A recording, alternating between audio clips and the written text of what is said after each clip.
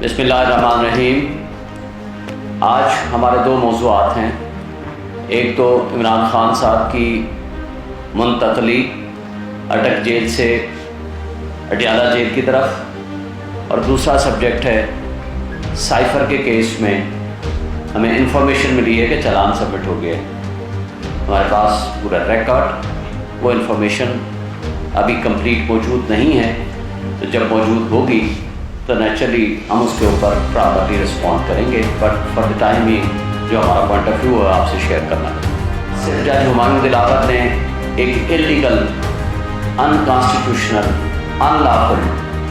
और यकतरफा फैसला सुनाया, जिसमें हमारा हक़ दिफा भी ख़त्म कर दिया गया था, हमारे गवाहान भी नहीं आने दिए गए थे। ये पाकिस्तान की तारीख का वाहिद केस है कि जिसमें मुल्ज़िम में नहीं, उसका वकील भी उनके बकौल मौजूद नहीं, हालांकि वहाँ मौजूद थे। उसके बावजूद एक लिखा दिखाया फैसला उन तक पहुँचा, उन्होंने अनाउंस कर दिया। अभी फैसले पे दस्तखत नहीं हुए, वारंट ऑफ अरेस्ट एग्जीक्यूट नहीं हुआ, वो जारी नहीं हुआ, उस पर दस्तखत नहीं हुए, और लाहौर पुलिस पहले पहुँच गई वहाँ गिरफ्तार करने। क्या अडियाला जेल में रखा जाएगा? और उस वक्त हमने पिटीशन फाइल की इस्लामाबाद हाई कोर्ट में कि हमें ये बताया जाए कि भाई ये किसके हुक्म से अडियाला जेल की बजाय अटक जेल ले जाया गया। लेकिन बदकिस्मती से कि उस केस पे ज़मानत का फैसला हो गया। हालांकि जज साहब ने कहा था मैं 4 दिन में उस ज़मानत का फैसला करूंगा, लेकिन 4 दिन की बजाय 25 दिन लगाए। लेकिन उसका फैसला होने के बाद 2 महीने के बाद ये फैसला किया कि अटक जेल से मुंतकिल कर दिया जाए अडियाला जेल। इस दौरान एक और मुतासिर जज अबुल हसनात जुल्करनैन, जिसने अनडेटेड एक रोककार भिजवा दी, और जिसमें ना तो वकला मौजूद थे, ना मुल्ज़िम मौजूद था, ना इमरान खान साहब को प्रोड्यूस किया गया, ना उनको तलब किया गया, और उनको गिरफ्तारी डाल दी गई साइफ़र के केस में। और इस दौरान साइफ़र केस FIR भी दर्ज हो गई, जिसका किसी को नहीं पता था कि चले साइफ़र के केस में ज़मानत का फैसला करते हैं। 6 तारीखें जज साहब या छुट्टी पे चले गए, या किसी एक बहाने से या दूसरे बहाने से वो डिले करते रहे, या प्रोसिक्यूशन डिले करती रही। बिलाखिर ज़मानत की दरख्वास्त खारिज कर दी गई, हालांकि वो काबिल ज़मानत जुर्म है जिसकी 2 साल की सज़ा। और उसके बाद इस्लामाबाद हाई कोर्ट में जब पिटीशन फाइल की, और 12 मरतबा हम लिख के भी कह चुके हैं और मुतालबा भी कर चुके हैं कि चीफ जस्टिस आमिर फारूक साहब हमारे केस न सुने, क्योंकि वो मुतासिब हैं, वो प्रेजुडिस रखते हैं, लिहाजा उनके ऊपर हमारा ट्रस्ट नहीं है कि इमरान खान साहब के वो मुकदमात सुने।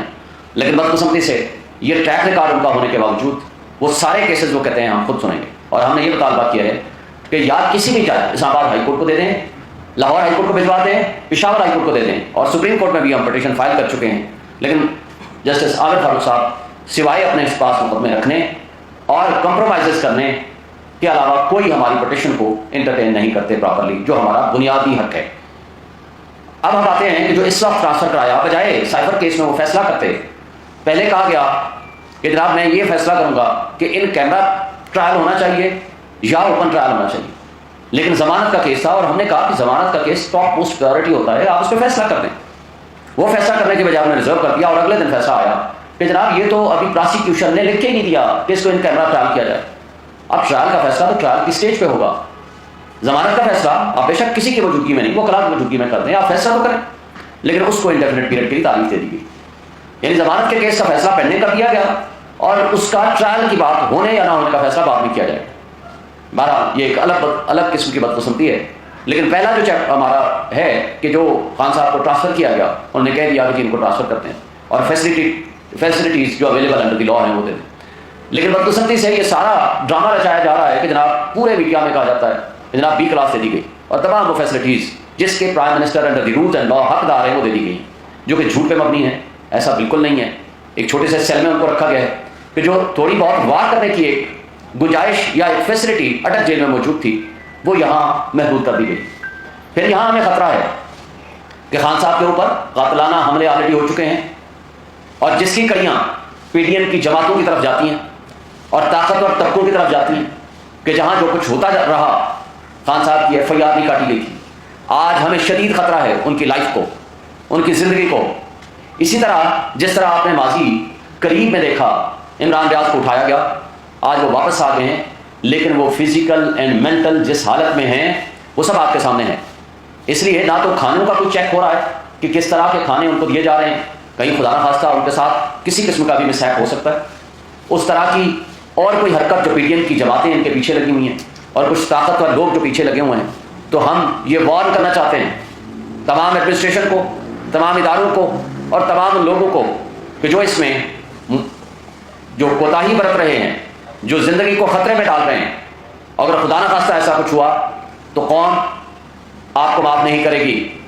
ماضی میں آپ نے دیکھا کہ کس طرح ذوالفقار علی بھٹو کی شہادت ہوئی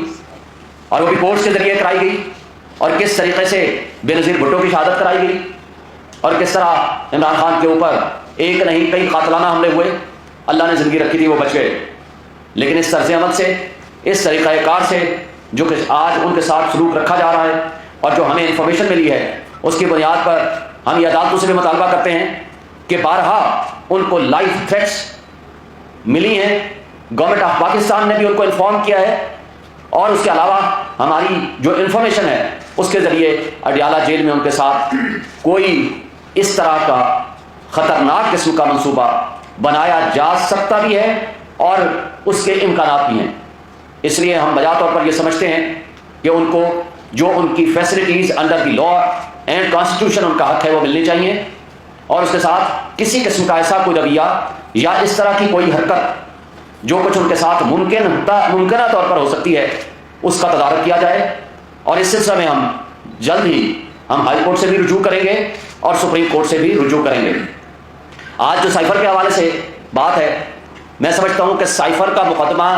درج کرنا اٹ سیلف ایک غلامی کی بدترین مثال ہے۔ جس شخص نے عمران خان، جس شخص نے ملک کی سلامتی اور خود مختاری کا دفاع کیا، جس نے ایبسولوٹلی ناٹ کہا، اس کو آپ نے چند دنوں میں رجیم چینج آپریشن کی سازش کے تحت ان کو اقتدار سے ہٹا دیا، اور جس شخص نے کہا بیگرز آر ناٹ چوزرز، اس کو آپ نے پرائم منسٹر بنا دیا، اور جس شخص نے کہا امریکہ ہماری وینٹیلیٹر ہے، اس کو آپ نے ڈیفنس منسٹر بنا دیا، اور جو سازش میں ملوث کردار تھے ان کو یا تو آپ نے ان کے مقدمات ختم کر دیے یا ان کو اقتدار وہ بخشا کہ جس کی آج پاکستان نتائج بھگت رہا ہے۔ کل عید میلاد النبی کے موقع پر جو بربریت ہوئی، جو ہمارے انسانی جانوں کا نقصان ہوا، ہمیں اس پہ بہت افسوس ہے، مگر میں پوچھتا ہوں اپنے ان طاقتور ریاستی اداروں سے، اپنی ان انٹیلیجنس ایجنسی سے، اپنے ان اداروں سے جن کی اور حکومتوں سے جن کی یہ ذمہ داری ہے کہ وہ دہشت گردی کو ختم کریں، جن کی یہ ذمہ داری ہے کہ وہ پراپر انٹیلیجنس بیسڈ آپریشنز کریں، لیکن ان کو بدقسمتی سے تمام اداروں کو، تمام ایجنسیز کو، پولیس کو ایک کام پہ لگا دیا گیا کہ کسی طریقے سے عمران اور پی ٹی آئی کو کرش کیا جائے، لیکن پی ٹی آئی کی مقبولیت تو نہ ختم کر سکے، لیکن بدقسمتی سے ملک کو ایک بدامنی، ایک جرائم کی آماجگاہ بنا دیا۔ آج جس طرح کی دہشت گردی کا سامنا ہمیں ہے، اس کو ہم مکمل طور پر ماضی قریب میں ختم کر چکے تھے، اور اسی طرح آج جو 25 کروڑ عوام بھوک، مہنگائی، بے روزگاری اور غربت کی لکیر کے نیچے چلی گئی ہے، وہ خودکشیاں کرنے پہ مجبور ہو گئی ہے، اور یہ سارا فراڈ اور ڈرامہ صرف ایک شخص کی دشمنی میں رچایا گیا۔ یہ ایڈونچر مس ایڈونچر ہو گیا، اور آج بھی ہمارے وہ لوگ اپنی پالیسیوں پہ نظر ثانی کرنے کے لیے تیار نہیں ہیں۔ تو کیا اس ملک کو، 25 کروڑ عوام کو جس دلدل میں پھنسا دیا گیا ہے، کیا یہ طریقہ کار آپ جاری رکھیں گے؟ کیا عمران خان کے بغیر کاکڑ صاحب کہتے ہیں کہ الیکشن ٹھیک ہوگا، اور پھر ساتھ یہ کہتے ہیں کہ نہیں جی یہ غلط فہمی کی بنیاد پر مروڑ توڑ کر میرا بیان پیش کیا گیا، پھر دوسرا انٹرویو دیتے ہیں کہ نہیں اگر پی ٹی آئی بھی نہیں ہوگی تب بھی وہ الیکشن لیجٹیمیٹ ہوگا۔ دل کی بات زبان پہ آ جایا کرتی ہے۔ کاکڑ صاحب سے پوچھتا ہوں، یہ تمہارا کام ہے کہ تم کیئر ٹیکر ہو، تمہیں کس نے یہ اختیار دیا ہے کہ چارٹر طیارے کے اوپر تم آپ کی عوام کے پیسے کو آپ ضیاع کریں؟ آپ کو کس نے اختیار دیا ہے کہ آپ پوری دنیا میں گھومتے پھریں اور وہ سرکار کے خرچے پہ، پبلک کے فنڈز پہ؟ آج صورتحال یہ ہے، یو این ڈی پی کی رپورٹ کے مطابق 17.5 سے 18 بلین ڈالر سالانہ ہم اشرافیہ کو مفت مراد دے رہے ہیں۔ کیا آپ اس بات کے متحمل ہو سکتا ہے ہمارا ملک؟ اور اس کے باوجود بڑی ڈٹائی کے ساتھ بیٹھ کے کہتے ہیں کہ نہیں کہ ہم تو بڑے امپارشل ہیں۔ آپ کی امپارشلٹی اسی دن نظر آ رہی تھی کہ جس دن آپ نے مسلم لیگ نون کے حمایت یافتہ لوگوں کو آپ نے منسٹرز بنا دیا۔ آج صورتحال یہ ہے کہ سائفر کے حوالے سے وہ سارے کردار جو آج سب کے سامنے انٹرسیپٹ کی رپورٹ دے چکی ہے انٹرسیپٹ کی رپورٹ اگر غلط ہے تو میں حکومت پاکستان سے میں اپنے اداروں سے مطالبہ کروں گا کہ آپ اس کے خلاف مقدمہ دائر کیجئے اور کہیے کہ یہ رپورٹ غلط ہے، اور یہ کہیے کہ اس سازش میں یہ لوگ ملوث نہیں ہیں، یہ کہیے کہ اس کے کنٹینٹس پاکستان کی سلامتی اور خود مختاری کے خلاف ہیں۔ لیکن اگر آپ اس پہ خاموش رہتے ہیں اور آج بھی سائفر کی موجودگی میں اس کے اوپر کوئی جوڈیشل کمیشن نہیں بناتے تو یہ مطلب تصور ہوگا کہ پاکستان ابھی آزاد نہیں ہوا، اس کو حقیقی آزادی کی آج بھی ضرورت ہے۔ اگر ہم نے غلامی میں رہنا تھا تو 1947 میں ہم نے ملک کیوں آزاد کرایا؟ عمران خان نے تھرو آؤٹ یہ مطالبہ کیا کہ اس کے اوپر جوڈیشل کمیشن بنایا جائے، سپریم کورٹ کے ججز کی سربراہی میں بنایا جائے، جس کے لیے پچھلے جج جسٹس عمر بندیال صاحب کو ہم نے لکھا تھا، اور آج ہم موجودہ چیف جسٹس قاضی فائز صاحب سے یہ مطالبہ کرتے ہیں کہ اس کے اوپر سائفر کے اوپر ایک ہائی پاور جوڈیشل کمیشن بنایا جائے اور اس کے اوپر فائنڈنگز دی جائیں کہ اس کے اندر کون کون کردار ملوث ہیں، کون کون ریجیم چینج آپریشن کے کردار ہیں، اور کس طریقے سے اس ملک کو نہ صرف غلامی کی دلدل میں دھکیل دیا بلکہ 25 کروڑ عوام کی قسمت کو ایک تباہی کے گڑھے میں پھینک دیا گیا۔ تو یہ آخر وہ کردار اگر سامنے نہیں آئیں گے تو بڑے افسوس کی بات ہو گئی۔ عمران خان نے جنرل ریٹائرڈ طارق کی سربراہی میں کمیشن بنایا جو کہ معذرت کر کے پیچھے ہٹ گئے، پھر ان کا اقتدار ختم کر دیا گیا، لیکن اس کے بعد شہباز شریف کی زیر قیادت ایک نیشنل سیکورٹی کمیٹی کا اجلاس ہوا، اور اس سے پہلے عمران خان کی زیر قیادت نیشنل سیکورٹی کمیٹی کا اجلاس ہوا، اور دونوں میں یہ مطالبہ کیا گیا کہ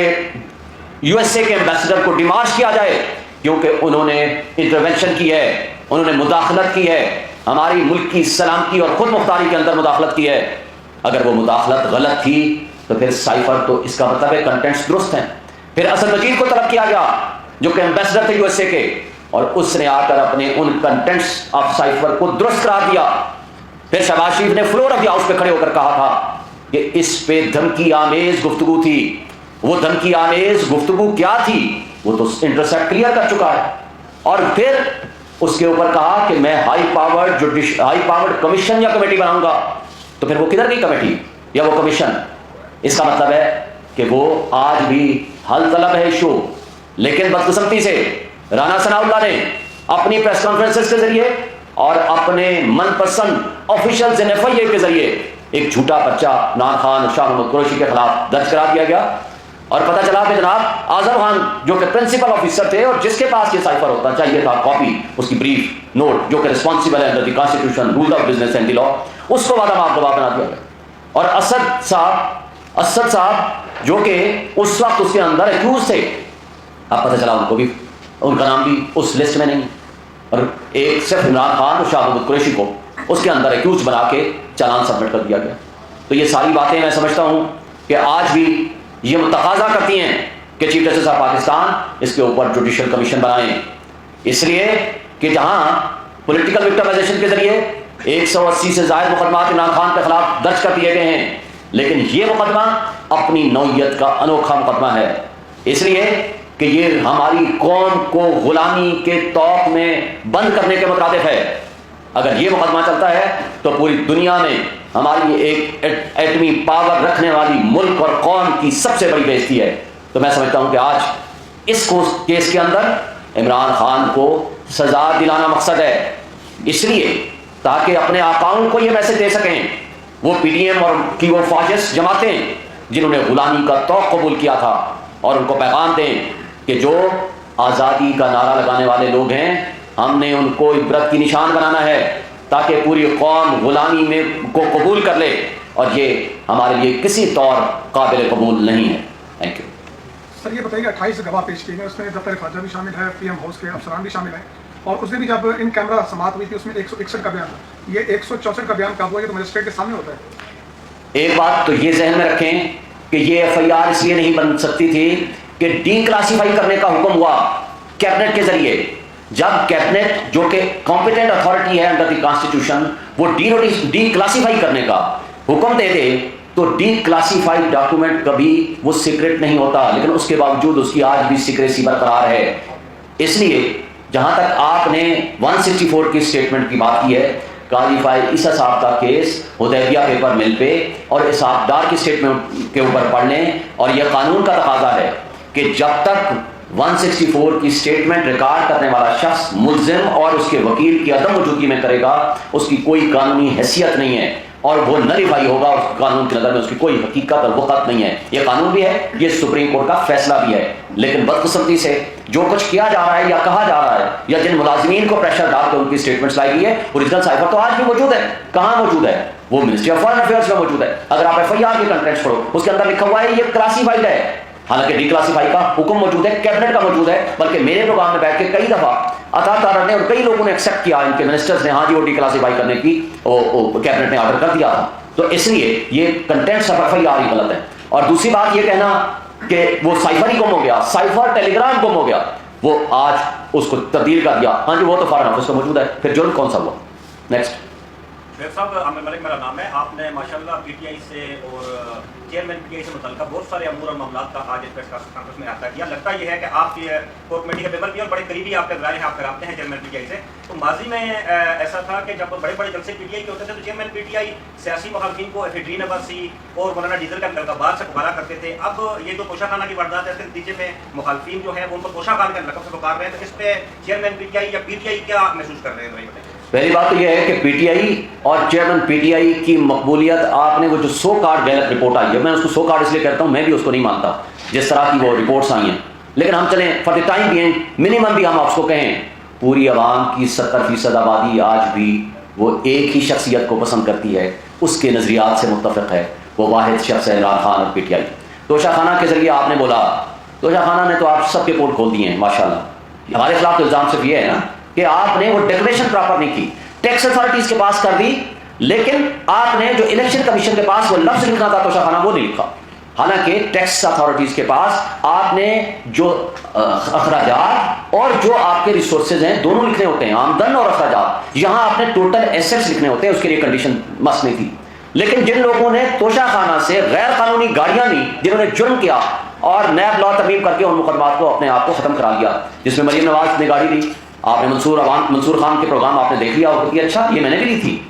اور آپ نے نواز شریف نے گاڑی لی جو کہ نہیں لے سکتے تھے انڈر دی لا، جس نے قانون کے مطابق کوئی بینیفٹ لیا، کوئی تحفہ لیا، پیسے جمع کرائے اور پھر اس کی پراپرٹی ہے اس کو بیچے، اپنے پاس رکھے، وہ کسی کو دے، وہ آگے گفٹ کرے، اس کو آپ نہیں پوچھ سکتے۔ لیکن جس شخص کو جو اتھارٹی نہیں ہے لینے کی، وہ ہیں گاڑیاں۔ آصف علی زرداری نے 3 گاڑیاں لی، یوسف گیلانی نے 1 لی، ایک نواز شریف نے لی، ایک مریم نواز نے لی جو آتھورائز ہی نہیں ہے، پبلک آفس ہولڈر ہی نہیں تھی، وہ لے ہی نہیں سکتی تھی، لیکن اس نے بھی لے لی، اس لیے کہ یہاں بدقسمتی سے میڈیا کو 10 ارب دے دیے گئے پچھلے 1.5 سال میں، 16 مہینے میں پوری رات کہانی چلتی رہی، توشہ خانہ توشہ خانہ توشہ خانہ۔ پتہ چلا کہ توشہ خانہ کے جو مجرم ہیں وہ تو سامنے وہ مدعی بن کے بیٹھ گئے، اور جس نے قانون کے اوپر عمل درآمد کیا وہ مجرم بن گیا، اور جس نے 27 گھڑیاں لی وہ جناب فرشتے ہیں اس ملک میں، اور جس شخص نے گھڑی لی اور اس کو یا جو بھی تائید لیے اس کو قانون کے مطابق ڈکلیئر کیا وہ مجرم بن گئے۔ یہ ہے ہمارے ملک کا دوہرا معیار نظام انصاف کا اور قانون کا، جس کی وجہ سے آج ہم بھگت رہے ہیں۔ سائفر میں FIA کی جانب سے جو آج چلان جمع کروائے گئے ان میں اسد عمر کا کہیں نام شامل نہیں ہے، کیا سمجھتے ہیں اسد عمر کو کلین چٹ کس وجہ سے ملی کہ وہ یہاں پر بیٹھ کر پریس کانفرنس کرتے ہیں؟ ساتھ میں ایک اور چیز بیان کرنا ہے کہ ایڈوکیٹ شیر افضل کا اس وقت PTI میں کیا رول ہے؟ کیا اس وقت دیکھیں، پہلی بات جو آپ نے اسد صاحب کے بارے میں، اسد عمر صاحب کے بارے میں کی، سب سے بڑی معذرت کے ساتھ جو جڑ ہے نا وہ آپ کی یہ پریس کلب ہے خرابی کا، یہ میں مذاق میں کہہ رہا ہوں، کہیں سیریس نہ سمجھ لینا۔ جو جہاں پریس کانفرنس کر کے گیا وہ فرشتہ بن گیا، صرف ڈرائی کلین نہیں ہوا، وہ فرشتہ بن گیا، اور جس نے پریس کانفرنس نہیں کی وہ فرشتہ بھی وہ شیطان بن گیا۔ یہ ہے یہاں کا نظام انصاف اور نظام قانون۔ تو اسد عمر صاحب کی ایک پریس کانفرنس کافی نہیں تھی، کیونکہ اب تو ہائی کورٹ کے 2 معزز جج صاحب نے، جسٹس میاں گل حسن نقوی صاحب نے، جسٹس ارباب طاہر صاحب نے، وہ کہ لائٹر نوٹ پہ انہوں نے کہا ہم تو 5-5 10-10 دفعہ ضمانتیں آپ کو دے دیں گے، ریلیز بھی کر دیں گے، لیکن اصل آپ کی رہائی تب ممکن ہوگی جب جاؤ پریس کانفرنس کرو۔ یعنی پریس کلب ہی وہ واحد راستہ ہے اپنے آپ کو کلیئرنس دلانے کا اور ایکوٹل کرانے کا، اس لیے کہ نہ اس کے لیے جج کی ضرورت ہے، نہ گواہ کی ضرورت ہے، نہ قانون کی ضرورت ہے، نہ کسی اور سسٹم کی ضرورت ہے، اس لیے آپ کے پاس آ گئے۔ آپ نے جو بات کی، دیکھیں ہمارے ہاں PTI سب سے بڑی پولیٹیکل پارٹی ہے اس وقت، اس میں کوئی شک نہیں، ہمارا مخالف بھی اس بات کو مانتا ہے۔ اب تو شکر ہے کہ جو مخالفین ہیں، خواہ وہ ادارے ہیں یا وہ پولیٹیکل پارٹیز ہیں، انہوں نے خود جو سروے کیا ہے، جو وہ کہ اپنے آپ کو تو بہت 88% پہ لے گئے ہیں، چلیں ہم جو بھی باتیں ہیں وہ الگ ہیں، وہ بھی مانتے ہیں the only largest political party all over the Pakistan, even Sindh میں بھی ان کو زیادہ ووٹ ملے کہ جی ان کی جو ہے پاپولرٹی ایون پیپلز پارٹی سے انٹیریئر سندھ میں بھی زیادہ ہے. تو باقی کے پی کا تو آپ نے دیکھ لیا، پنجاب میں بھی دیکھ لیا. لیکن وہ بھی یہ کہتے ہیں کہ سب سے بڑی پولیٹیکل پارٹی، اب سب سے بڑی جو پولیٹیکل پارٹی ہوتی ہے اس میں کروڑوں کی تعداد میں افراد ہوتے ہیں. اب ان میں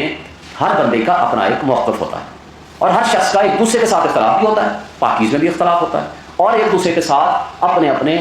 موقف بھی ہوتے ہیں. اور کسی کا اظہار کا طریقہ مہذب ہوتا ہے اور کسی کا اظہار کا طریقہ ذرا تھوڑا ڈفرینٹ سا ہوتا ہے. اور اس لیے کہ جو بھی اپنا موقف اظہار کرنا چاہتا ہے وہ خواہ سوشل میڈیا ہو خواہ الیکٹرانک میڈیا ہو وہ کر سکتا ہے. لیکن اگر وہ پارٹی کا ورکر ہے تو اس کو چاہیے کہ وہ پارٹی میں جا کر کے اپنا شکایت درج کرائے اور پارٹی کو فیصلہ کرنے دے. اور پارٹی نے ایک بات بتا دوں کہ 5 ترجمان مقرر کیے ہیں، جس میں سے فاروق حبیب صاحب، رؤوف حسن صاحب، میں اور گوہر صاحب اور علی محمد خان صاحب. جو پارٹی کا ورژن ہوگا وہ ان 5 ترجمانوں کے ذریعے آپ کے سامنے آئے گا. باقی اب کروڑوں کی تعداد میں ورکرز ہیں، جو کوئی بھی اپنی اوپینین دینا چاہے، کوئی کمنٹ کرنا چاہے، کوئی کسی کے خلاف کرتا ہے. میں تو پڑھتا ہی نہیں ہوں، مجھے تو ظاہر ہے ہزاروں کی تعداد میں روز میرے خلاف بھی ہوتا ہوگا، کچھ میرے حق میں بھی لکھتے ہوں گے. تو ہم اگر اس کے پیچھے پڑ جائیں گے نا، یا ہم پارٹی بطور عمران خان سب سے موسٹ پاپولر لیڈر ہے، روز اس کے میرا خیال ہے ہزاروں تو نہیں لاکھوں میں اس کے حق میں بھی بیانات آتے ہیں، سوالات بھی آتے ہیں، خلاف آتے ہوں گے ہزاروں میں، حق میں آتے ہوں گے لاکھوں میں. اگر ہم ہر ایک کا جواب دینا شروع کریں گے تو میرا خیال ہے there will be no limit. Thank you. Sher Afzal ملک صاحب نے آپ کے خلاف بھی بیان دیا ہے، اس کے ساتھ ساتھ انہوں نے عدم برداشت کا مظاہرہ کیا ہے ٹی وی چینل شو پہ، وہ فزیکل ہو گیا سینیٹر عدنان اللہ کے ساتھ، تو اس پہ آج ان پہ مقدمہ بھی درج ہو چکا ہے. تو کیا اب جو پی ٹی آئی کی لیگل ٹیم ہے وہ انہیں ڈیفینڈ کرے گی، انہیں بیک کرے گی یا نہیں کرے گی اس مقدمے میں؟ دیکھیں پہلی بات تو یہ ہے کہ ہم سمجھتے ہیں، آپ کو اگر یاد ہو کچھ دوستوں کو، میں نے ایک بطور صدر اسلام آباد ہائی کورٹ بار ایسوسی ایشن ایک کنونشن رکھا تھا جس کا نام تھا برداشت معاشرے کی بقا اور عدم برداشت معاشرے کی تباہی ہے. یہ ٹائٹل تھا. بہت سارے دوستوں کو بلایا تھا، جس میں سے جرنلسٹ کی طرف سے میں نے حامد میر صاحب کو ریکویسٹ کی تھی. میں نے کہا جی آپ آئیں، کیونکہ وہ بھی سفر رہا ہے بہت ساری اپنی اس عدم برداشت کا. اور بہت سارے اور دوستوں کو، بڑے پولیٹیکل پارٹیز کو بھی بلایا تھا، فرحت اللہ بابر صاحب کو بھی میں نے بلایا تھا اور کئی لوگوں کو، اسد عمر کو بھی بلایا تھا. دیکھیں ہم اس پہ یقین رکھتے ہیں. میں نے پچھلے 2 سالوں میں آپ کے سامنے ہی ہے، ہزاروں کی تعداد میں، ہزاروں کا لفظ میں استعمال کر رہا ہوں، الیکٹرانک میڈیا میں ٹاک شوز کیے ہیں. وہ پولیٹیکل بھی کیے ہیں، وہ میں نے پارٹی کے بیس پہ بھی کیے ہیں، بطور صدر اسلام آباد ہائی کورٹ بار ایسوسی ایشن کی طرف سے بھی کیے ہیں، اور میں نے ایک تجزیہ کار کے طور پر بھی باتیں کی ہیں کسی بھی موضوع پہ. اور مجھے مختلف ministers, party leaders, top lower senators لوگوں سے رابطہ رہا، اور آپ کے بڑے تلخ گفتگو کرنے والے آپ کے اینکر سے بھی رابطہ رہا. اور میں نے آج تک نہیں کہا کہ یہ شخص بیٹھا ہوگا تو میں نہیں بیٹھوں گا. میرا آج تک سارے دوست جانتے ہیں، یہ نہیں کہا کہ یہ ہوگا تو میں نہیں بیٹھوں گا، اور یہ بھی نہیں کہا کہ میں اس پروگرام میں تو جاؤں گا، اس پروگرام میں میں نہیں جاؤں گا. ہاں یہ الگ بات ہے کہ میرے پاس ٹائم نہ ہو تو میں لیکن ایک چیز پہ میں بلیو کرتا ہوں، آپ نے لوگوں کو ایک اگر اچھی بات نہیں بتا بس سیف ہیں. اسی طرح جیسے منکر نکیر جو ہے نا، آپ کی چیزیں لکھ رہے ہیں، آج آپ منکر نکیر بنے ہوئے ہیں. استغفر اللہ، کوئی اسلامی غلط بات میرے سے نہ ہو جائے.